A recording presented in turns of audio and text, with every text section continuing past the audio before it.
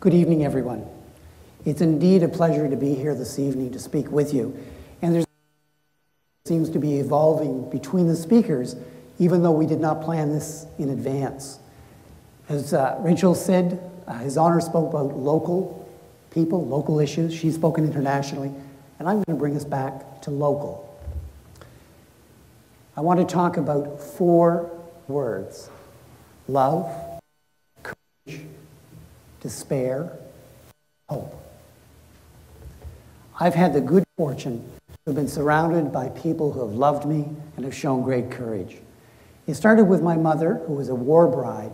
There were 5 of us under the age of 7 when my dad had a car accident and had brain damage. In that environment in St. John, she found inside her the strength, the love, and the courage to bring us up so that we were all to be successful later on in our lives, and went on to develop quite a career herself in consumer affairs, then human rights, and became recognized by Chatelaine magazine as one of the influential women in Canada. When I turned 23, 24, I was then brought in touch with the great love of my life, my wife, Rita. We knew each other less than 2 months when we got married, and that's 39 years ago. So we know there's love there, but I've always given my wife great credit for having great courage, for taking the chance to do that in such a short period of time. The first time that I feel that I was deeply touched by despair was when our son, Kirk, turned 27 and was diagnosed with brain cancer. I sunk to depths which would probably come close to clinical depression at the time, that I didn't recognize at the time, as we learned about it and went through with him the treatment, and the outlook at the first wasn't very good. But I learned so much from Kirk about courage.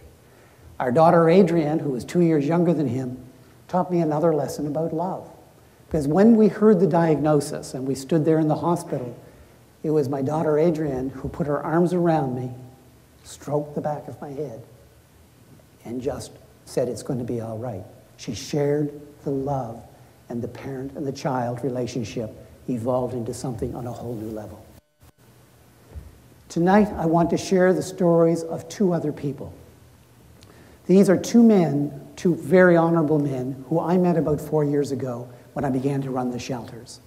The shelters were in hard shape. They were dangerous. There were a lot of drugs, drug dealers, violence inside and outside of the men's shelter. And it took a number of months to turn that around, to bring people together, to make that turnaround happen. And as that happened, I met the clients of the men's shelter, and I started to learn that there were individuals that had been there a long time. I knew that before starting the role, but I didn't understand or know the depth. Danny sat in the middle of this room with 40 beds, 2.5 feet apart. Normally he sat on the edge of his bed with his legs crossed, or he stood outside the men's shelter. For any of you who know where the men's shelter is, or the community kitchen, or volunteered there, Danny, for year after year, would be standing out like this. When I asked how long Danny had been there, I was told 7, 8 years, for sure. That's what the records show. But as I dug a little deeper to find out Danny's story, I discovered that people thought it was 12 to 14 years. And then when we found the real records, we found out that Danny had showed up at the men's shelter in Fredericton in December 1990. With a small exception when he was in a group home in the early 90s, Danny had lived in a men's shelter for 19 years here in Fredericton, all by himself. Danny had grown up in Fredericton, gone to school, been married, had a child, and mental illness overtook his life in his late 20s, early 30s. And his family wasn't able to care for him or work with him. So Danny ended up at a homeless shelter and fell through every crack in the system, and there's a lot of cracks. It took a tremendous effort to finally get the right government agencies, the right not-for-profit groups, sitting around the table to try and work on Danny's situation.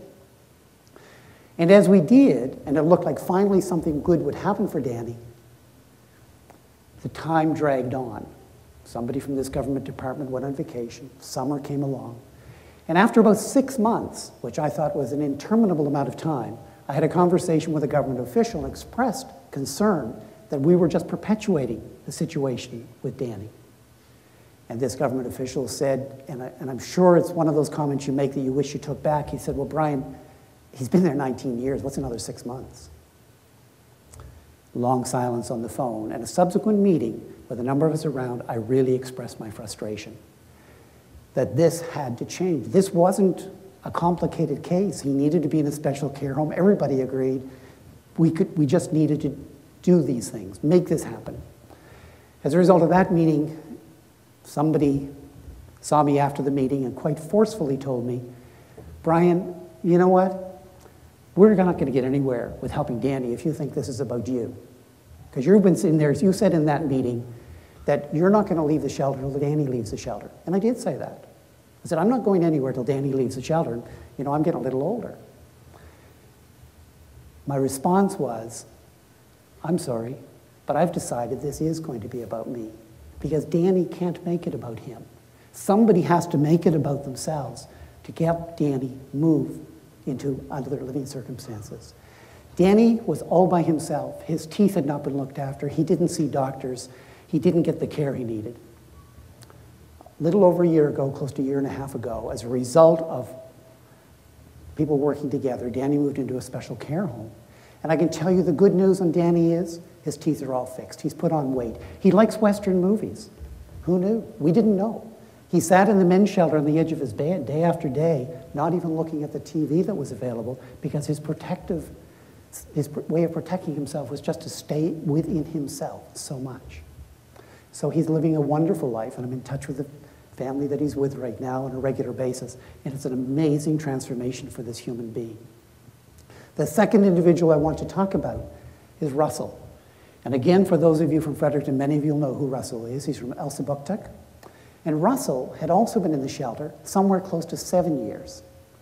Russell has tremendous challenges with alcohol. I had been at the shelter about a year when one morning a knock came on my office door and a staff member told me, you need to come out and see Russell because we're very concerned. Russell had been out all night, but he'd ended up at the hospital. He had been robbed and beaten, and his jaw was swollen to about like this. No exaggeration. His eye was shut, his mouth was half shut. And he didn't want to go back to the hospital because he had been there 4 hours. He'd been there 4 hours, he had the hospital band on. It was the end of March, a cold and bitter day. And after not being seen for a long time, he walked out of the hospital and walked from the Chalmers Hospital down to the Victoria Health Centre. We negotiated and persuaded him he had to go back to the hospital. And then once we got him going, we got the paramedics to come and get him because he started having little seizures as well. Paramedics came. And the message from them was, you know, there's not much we can do if he doesn't want to stay. When I called the hospital, I got that same response from the ER room when I called and said, Russell's coming. They said, well, he was here. We can't keep him here. I said, it's not acceptable. This man is in serious, serious trouble, and he's going to die if he walks away from that hospital. I don't want to be sitting in an inquiry a year from now talking about why Russell died because we wouldn't take control at that point in time in his life when he needed us to do that. 10 days later, he was discharged back to the shelter with his jaw pinned in 5 places because the jaw was broken in 5 places. We were able to then work next year as he started to want to transform his lives. One of the connections between Russell and Danny was that Russell was one of Danny's protectors. All the time Russell was there, he would make sure anyone new coming into the shelter wouldn't bother Danny. He would always make sure of that. Whether he had been drinking or he was sober, Russell was one of Danny's protectors. Russell went to detox 6 times in 1 year and wanted every time he was talking about change, wanted to change. So we spent a lot of time together. We talked to the band council at Elsipogtog, found there were options for him. He wanted to return to his roots. He wanted to return to the healing and the spiritual roots that he had with his people. And I'm so happy to tell you that April 1st, 1 year ago, Russell went to Elsipogtog, and he was able to go back to his community. He's had some slips. He was back in Fredericton for 1 day only. He had to be here for some things. And then he went back to Elsipogtog. Will he slip again? Will he fail again? Possibly. But we can't stop helping Russell or Danny whenever they fail or they fall. They have their mental illnesses and addictions. I heard on the way here, I heard on the news that British Columbia has finally officially declared that alcoholism is an illness. That's a huge transformation in thinking on how we work with individuals who have these illnesses. Tremendously positive.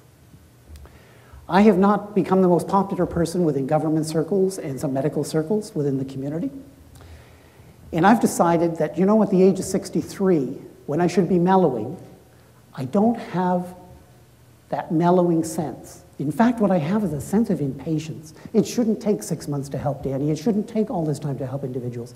When Danny moved and Russell became part of a wave where close to 30 individuals in Fredericton, men and women, have gotten back into the community in various situations, special care homes, supportive housing, and affordable housing. This little community, close to 30 in the last year.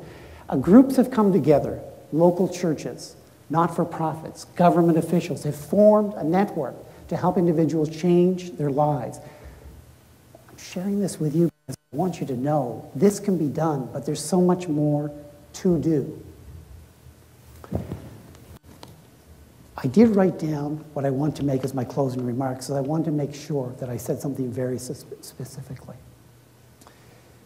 The legacy and the history of our community is not about buildings or money or power. That's not a real legacy for our community. Our community's legacy has to be, how are we as human beings? What is our humanity? That's our true legacy. And I want to close with this thought for Danny and Russell. Tonight, your lives are being recognized and celebrated. These are their real names. I'm not hiding the names. It's Danny and it's Russell. And I want to dedicate my time here to you, Danny and Russell. May you be blessed with a long and happy lives. Thank you very much.